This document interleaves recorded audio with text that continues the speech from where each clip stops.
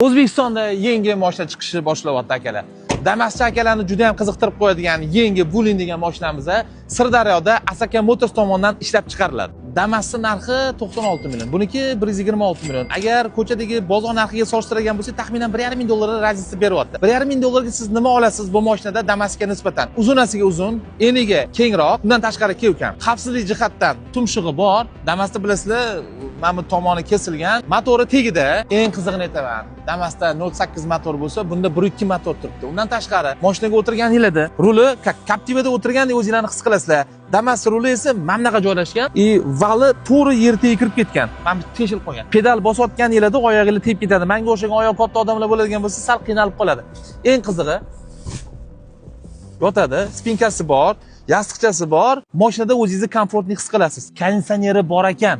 Agar sizni konditsioneringiz bo'lsa, demak sizning yo'lovchilaringiz sizni mashinangizga ko'proq chiqishadi va sizning mijozingiz ko'proq bo'ladi. Avtomat korobka emas, mexanika 5 ta korobkadan iborat. Damas'chilarning eng mazza qo'ragan tomoni.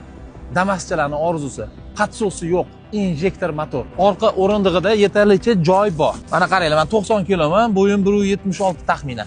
Mana o'tiribman. Nima deb o'ylaysiz? Oldimga yana ikkita odam ketadimi, yo'qmi? Ketadi albatta. 3 ta ketadi, Damas'ga ham ketadi, 3 ta orqaga, lekin siqilishib o'tirishadi. Betda tabiratga qo'yib qo'yasizlar, yana